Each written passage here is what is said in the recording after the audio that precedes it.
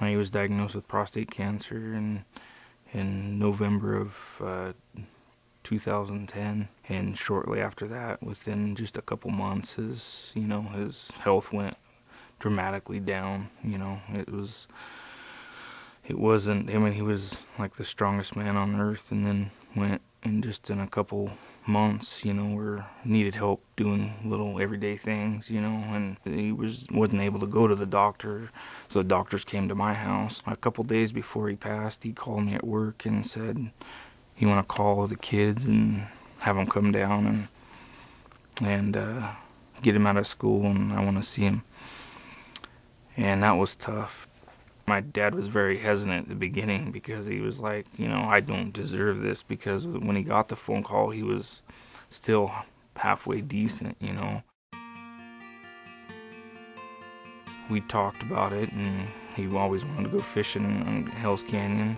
He was excited, but I think he was more excited that, he could share it with myself and his grandson. So the whole weekend was very emotional, really.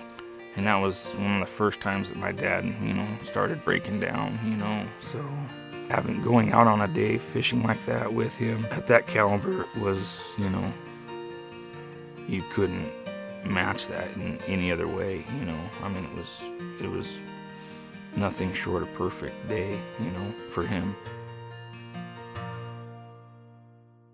I was diagnosed with end-stage renal disease. And the first time I was diagnosed, it was rather scary for me, I was told back in December 8th of 2009, they told me there'd be a lot of changes. I would be placed with a catheter in my stomach for dialysis, and it would fill me up with water, sugar water, and it would remove all the toxins out of my body. If I didn't have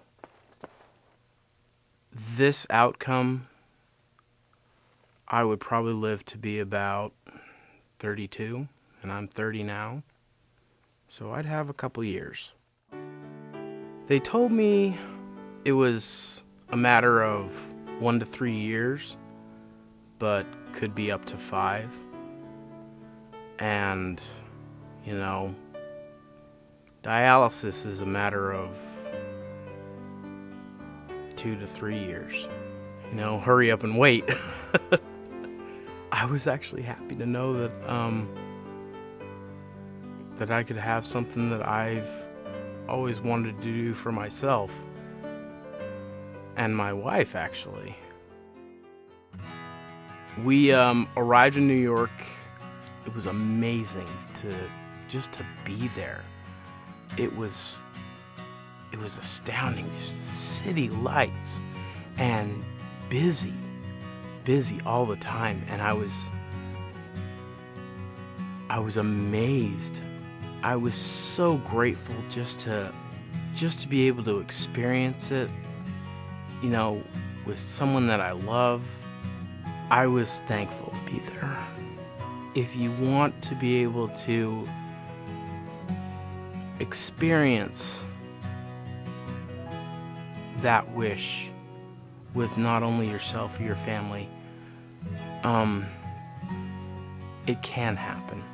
I know it can happen. Well, I had super sharp pains in my back. And I went to the doctor, and they did an x-ray, and they found a dark spot. And then they took me in and biopsied it, and it was a 4.5 centimeter stage 1B lung cancer. So then they told me it was cancer, so we had it removed.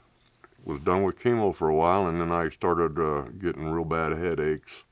And I had 2 of the parts of the cancer that was in my lung went to my brain. Wasn't good. The impact on it for me was, what the heck is my family going to do? And my wife and my kids, I'm raising 2 grandchildren, and they have been so supportive of me. And then we try to play it day by day to see what's going to happen, you know. And my oldest one had a hard time. She's 14. Well, will be 14. She had a hard time really accepting it because I don't think she really understood. And my little one, she's my nurse. It's hard. It's a hard thing for a family. No matter what happens, it's not going to happen to you. You know, I'm so tough that I can do it. But it didn't work out that way.